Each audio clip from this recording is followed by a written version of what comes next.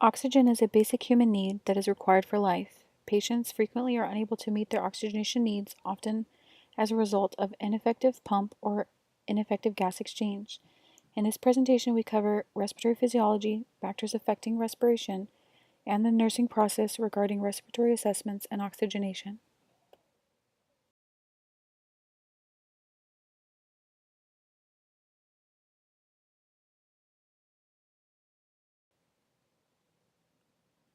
Oxygen is needed to sustain life. The cardiac and respiratory systems supply the oxygen demands of the entire body. The exchange of gases occurs between the environment and the blood at the level of the alveoli. Respiration is the exchange of oxygen and carbon dioxide during cellular metabolism. Neuronal and chemical regulators control the rate, depth of respirations in response to changing tissue oxygen demands.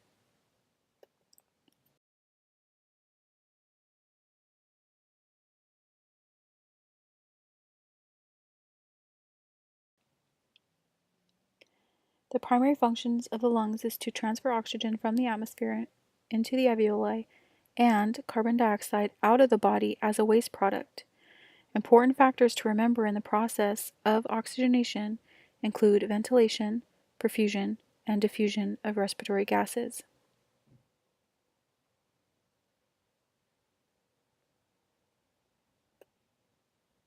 Ventilation is the process of moving gases into and out of the lungs. Diffusion is the exchange of respiratory gases in the alveoli and capillaries.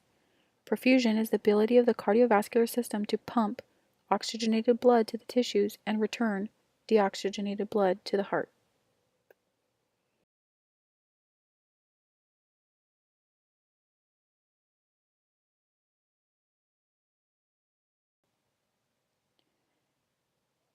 The amount of energy expended on breathing depends on the rate and depth of breathing and the ease at which the lungs can expand, as well as airway resistance. Compliance is the ability of the lungs to distend or expand in response to intraalveolar pressure. Airway resistance is the increase in pressure that occurs as the diameter of the airways decreases.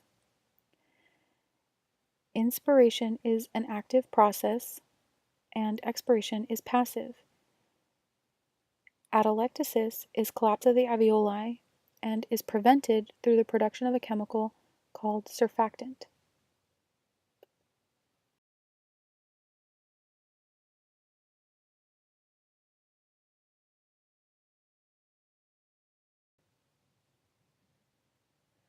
Respiratory physiology includes the inspiration-expiration process, transport of oxygen and carbon dioxide in the lungs, the blood flow in the pulmonary circulation, and oxygenation status. Normal lung values are determined by age, gender, and height. Tidal volume is the amount of air exhaled after normal inspiration. Residual volume is the amount of air left in the alveoli after full expiration. And forced vital capacity is the maximum amount of air that can be removed from the lungs during forced expiration. Variations in tidal volume and other lung volumes are associated with alterations in the patient's health status or activity, such as pregnancy, exercise, obesity, or obstructive, restrictive conditions of the lungs. Spirometry is a test that measures the volume of air entering or leaving the lungs.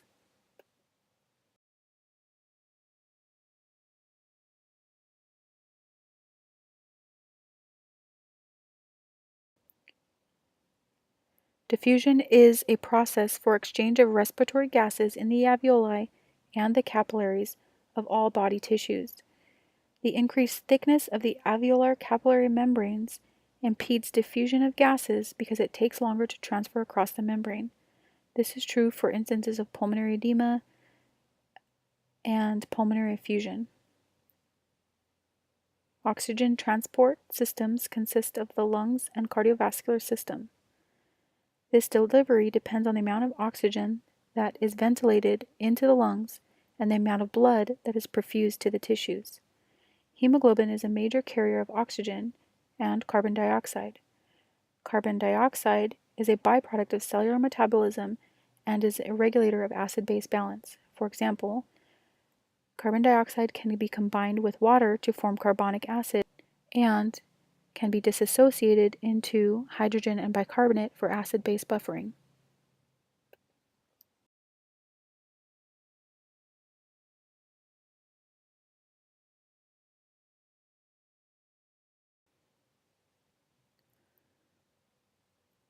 Regulation of respiration is necessary to ensure sufficient oxygenation intake and carbon dioxide elimination to meet the demands of the body. Neuronal regulation includes central nervous system control of respiratory rate, depth, and rhythm. The cerebral cortex regulates voluntary control of respiration by delivering impulses to the respiratory motor neurons by way of the spinal cord. Chemical regulation maintains the appropriate rate and depth of respirations based on changes in carbon dioxide and oxygen levels, as well as hydrogen ion concentrations and the concentration of the pH of the blood.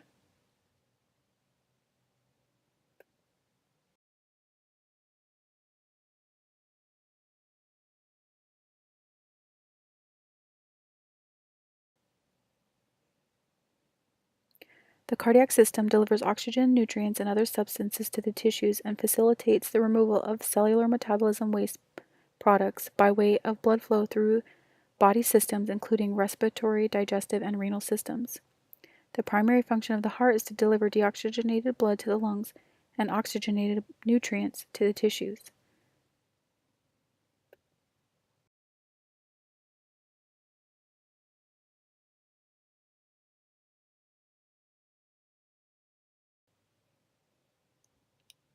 Any condition that affects cardiopulmonary function directly affects the body's ability to meet oxygen demand. Physiological factors include decreased oxygen carrying capacity, hypovolemia, decreased inspired oxygen concentration, and increased metabolic rate. Conditions affecting chest wall movement, including pregnancy, obesity, neuromuscular disease, musculoskeletal abnormalities, trauma, or alterations in CNS, can affect the ability of the body to ventilate. Influences of chronic diseases such as COPD or CHF can also affect oxygenation status on a long-term basis.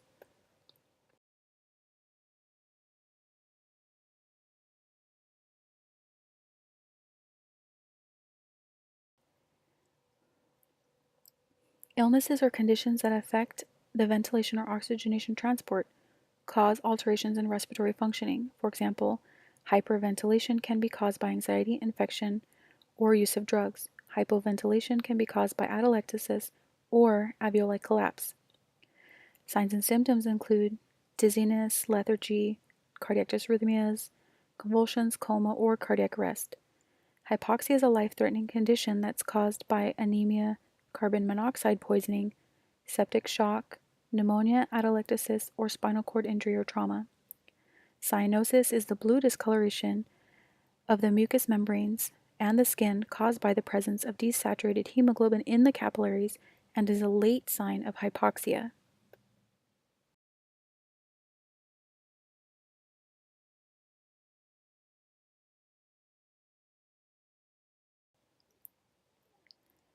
Illnesses and conditions that affect cardiac rate and rhythm, strength of contraction and blood flow, alter the perfusion, the cardiac function, and reduce oxygen delivery to the tissues.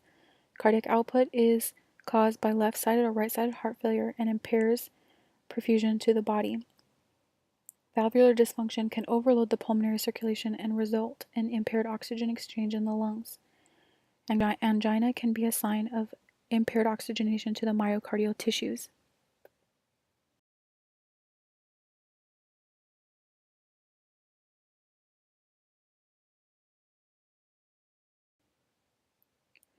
In addition to physiological factors, multiple developmental, lifestyle, and environmental factors affect the patient's oxygenation status. It's important to recognize these risks as soon as possible and help the patient to meet their oxygenation needs. Developmentally, the young can be exposed to many cardiopulmonary risk factors, including unhealthy diets, lack of exercise, stress, cigarette smoking, or illegal substance abuse. Many older adults have calcification of their coronary valves or the costal cartilage, osteoporosis, atherosclerosis, or alterations in their pulmonary structure that compromise oxygenation.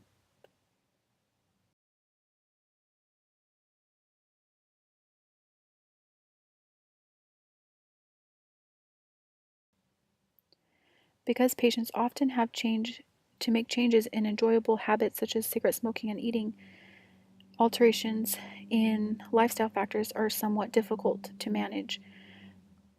In order for nurses to help regulate patients' risk factors for cardiopulmonary compromise, they should be educating patients on smoking cessation, weight reduction, low cholesterol, low sodium diets, management of hypertension, and moderate exercise. Nutrition impairs oxygenation through, for patients who are severely obese, which can impact lung expansion, and increase body weight also increases tissue oxygen demand. Patients who are morbidly obese may also have a tendency to be malnourished or at risk for anemia, as well as diets high in carbohydrates play a role in increased carbon dioxide load for patients with carbon dioxide retention. Exercise is for patients who do not exercise, they have higher pulse rates, blood pressures, cholesterol levels, and lower blood flow and oxygen extraction.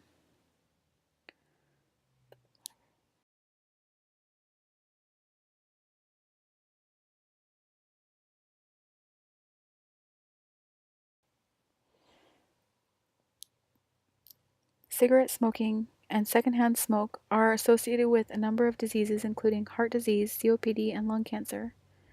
Women who take birth control are at risk for thrombophlebitis and pulmonary emboli if they also smoke. Patients who use alcohol excessively or other drugs can also help impair oxygenation. The body responds to anxiety and other stress with increased rate and depth of respirations.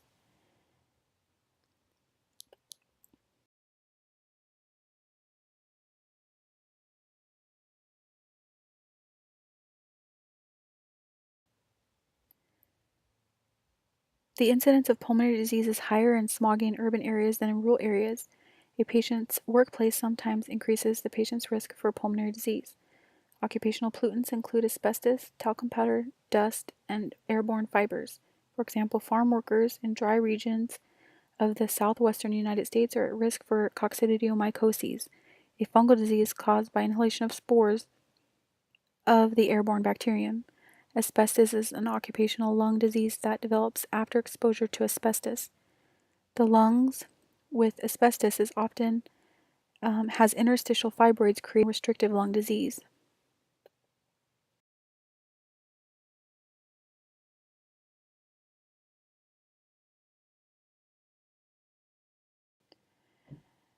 In assessment of a patient's oxygenation status, the nurse should assess an in-depth history of the patient's normal and present cardiopulmonary function, past impairments in circulatory or respiratory function, as well as methods that a patient uses to optimize their oxygenation status, for example, deep breathing or use of supplemental oxygen. The nurse should review any food, drug, or other allergies as well as the reaction to the allergen. The nurse should perform a comprehensive physical exam and review any laboratory or diagnostic tests as indicators of oxygen status and pulmonary function.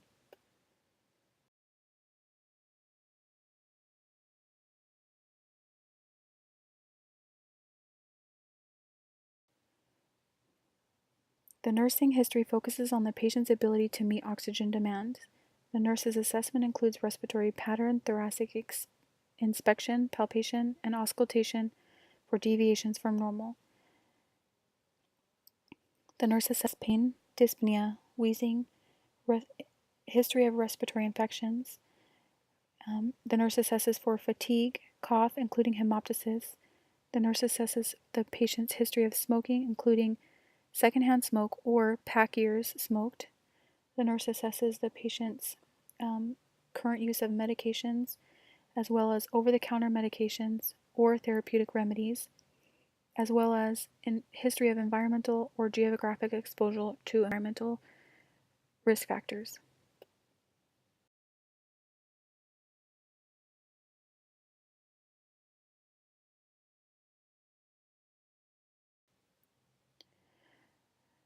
The physical examination includes an inspection of the skin and mucous membranes, level of consciousness for perfusion to the brain, assessment of breathing patterns, and chest wall movement.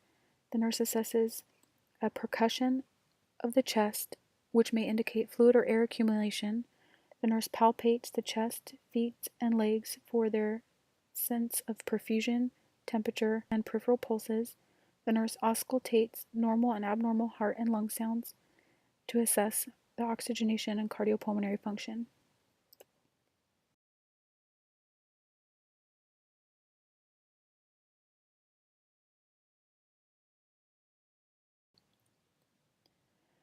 Laboratory tests or diagnostic tests as indicator of oxygen function include the complete blood count, which assesses oxygen carrying capacity of the blood through measurement of hemoglobin, cardiac enzymes, which can show myocardial ischemia, serum electrolytes, which can show indications of acid-base imbalances, arterial blood gas analysis, which can show pH and oxygen carrying or oxygen levels of the blood, imaging, as including direct chest x-rays, which show the structure of the lungs or alterations in the pulmonary tissues, cardiac catheterization, which shows direct visualization of the coronary arteries, non-invasive tests such as ECG testing, pulmonary function tests, or the SpO2 monitoring.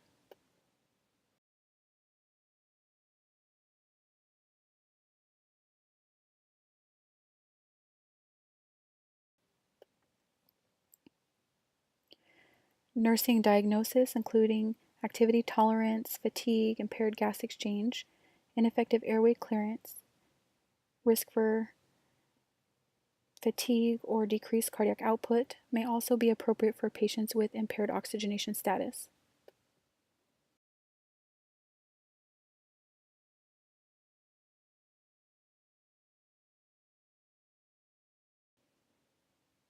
Health promotion includes assessment of patients' vaccination status, improving healthy lifestyles, including reducing risk factors for cardiopulmonary disease, and reducing risk factors of exposure to environmental pollutants.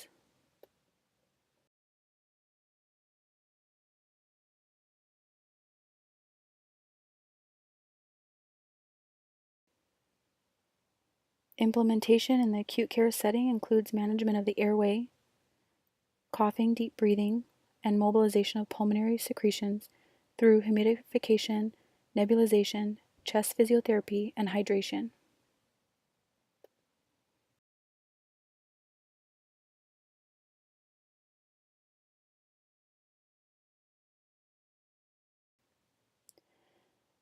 Promotion of oxygenation can be done through supplemental oxygen to prevent or relieve a patient's hypoxia.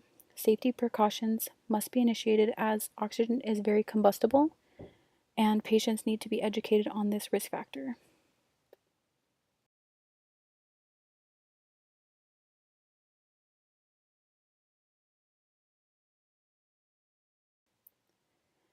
Evaluation of a patient's oxygenation status can be done by observing patient's respiratory rate before, during, and after activity, assessing their activity tolerance, their degree of breathlessness, and reduced sputum production.